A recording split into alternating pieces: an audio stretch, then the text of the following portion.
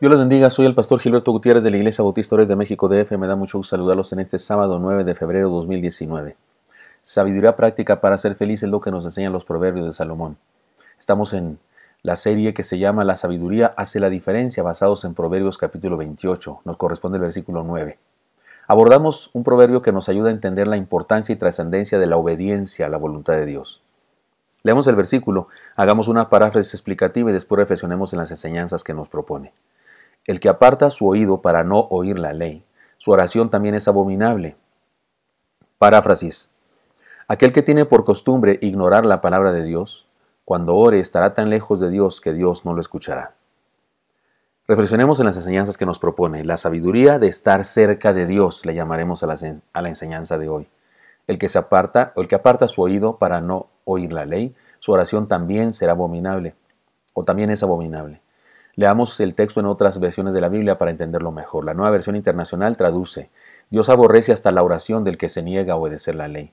La traducción del lenguaje actual dice: Dios rechaza las oraciones de los que no lo obedecen. La Nueva Traducción Viviente dice: Dios detesta la oración del que no hace caso de la ley. La versión que se llama Reina Valera Contemporánea traduce: del que no presta oído a la ley, hasta su oración resulta repugnante. Comencemos explicando una cosa. La palabra abominable subraya la distancia que existe entre el que ora y Dios. Es un paralelo, de hecho, notamos en la versión nuestra, el que aparta su oído para oír la ley, está apartado, aparta su oído, dice su oración también es abominable. ¿En qué sentido también? También está lejana, también está a años luz. Es decir, señala la lejanía que existe entre el hombre que ora y Dios por causa de su alejamiento de escuchar la ley de Dios. Y no es que, hay que decirlo, y no es que Dios se aleje del pecador, no, más bien es el pecador que se aleja de Dios. La idea es muy simple.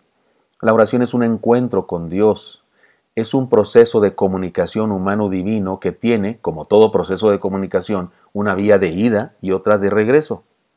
Si una de las vías se elimina, el proceso se frustra y ya no es ni encuentro ni comunicación.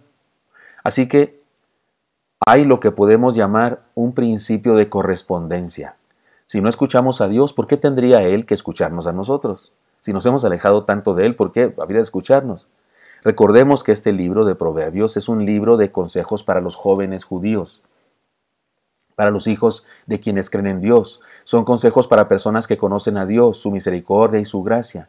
Así que no estamos hablando de inconversos, personas ignorantes del mensaje divino, en cuyo caso estamos seguros que si buscan a Dios, Dios los atenderá. Pero estamos hablando de creyentes de toda la vida, de personas a quienes se les ha enseñado la palabra de Dios. De hecho, se trata de personas que están leyendo uno de los libros inspirados por Dios, Proverbios.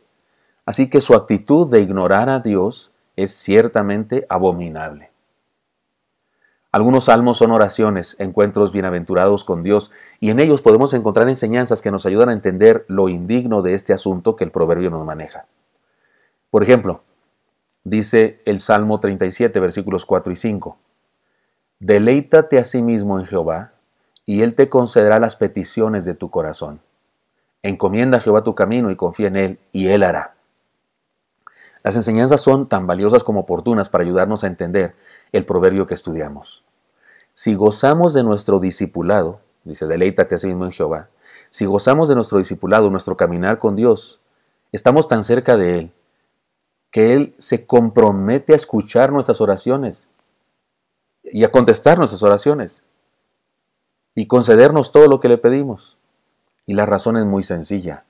Si nos deleitamos en Él, es decir, si disfrutamos de su compañía, si disfrutamos de ser sus súbditos, sus discípulos, pues sencillamente no podemos desear nada que esté fuera de su voluntad. Todo lo que se nos antoja, de seguro es lo que Él puso en nuestro corazón, porque caminamos con Él.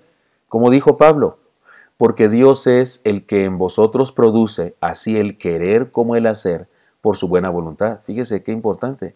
Dios es el que produce en nosotros el querer y el hacer por su buena voluntad. Cuando caminamos con Él, cuando nos deleitamos en Él. Si nos encomendamos a Él, Él nos escucha y nos bendice en el camino.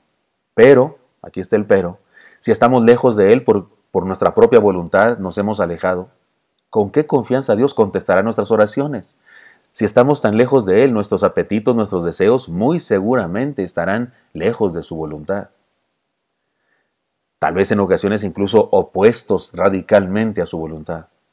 También existen algunos pasajes en el Nuevo Testamento que corroboran la verdad que el proverbio nos presenta. Por ejemplo, dice 1 de Pedro 3:7, vosotros maridos igualmente vivid con ellas, se refiere a las mujeres, sabiamente, dando honor a la mujer como a vaso más frágil y como a coherederas de la gracia de la vida, para que vuestras oraciones no tengan estorbo. 1 de Pedro 3:7, para que vuestras oraciones no tengan estorbo. Un mal comportamiento, el estar lejos de Dios por nuestras perversidades, por nuestras tonterías, pues estorba nuestras oraciones. Luego dice 1 de Pedro, ahora todavía, capítulo 3 todavía, pero ahora versículo 12 dice, porque los ojos del Señor están sobre los justos y sus oídos atentos a sus oraciones, pero el rostro del Señor está contra aquellos que hacen el mal. Y la razón es muy sencilla, ¿qué cosas puede pedir un hombre que hace el mal? ¿Qué pide? ¿Que se mueran sus enemigos o que le dé fuerza para robar o qué? Por eso Dios no escucha esas oraciones y significa que no las atiende, significa que no las responde positivamente, porque ya dijimos, un pecador, una persona incluso bien lejana de Dios, busca a Dios, va a encontrar a Dios. Pero necesita convertirse y caminar con Él para estar absolutamente seguro que todo lo que se le antoje es la voluntad de Dios y entonces por supuesto que Dios contestará sus oraciones. Después de todas estas explicaciones, las enseñanzas son muy obvias. Número 1, hagamos de Dios nuestra prioridad. Él es. No solo es la prioridad número 1, no, es nuestra prioridad absoluta. Primero está Dios, después Dios y mi esposa, y después Dios y mis hijos, y después Dios y mi trabajo. Es decir, Dios está en todas partes de nuestras prioridades. No es nomás la prioridad 1, no, es la prioridad fundamental en todo. 2, consideremos sus enseñanzas con seriedad. Son asuntos de vida o muerte.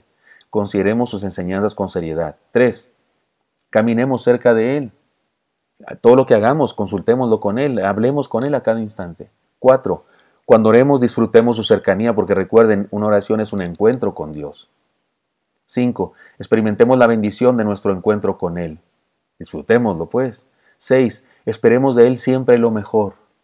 Y 7, disfrutemos las bendiciones de su gracia, porque Él prometió responder nuestras oraciones cuando están en su voluntad y lo hacemos en su nombre. Y en su nombre no significa que digamos la fórmula al final, el nombre de Cristo. No, eso no es lo que significa. Significa que pedimos lo que Él pediría, lo que el Señor Jesús pediría.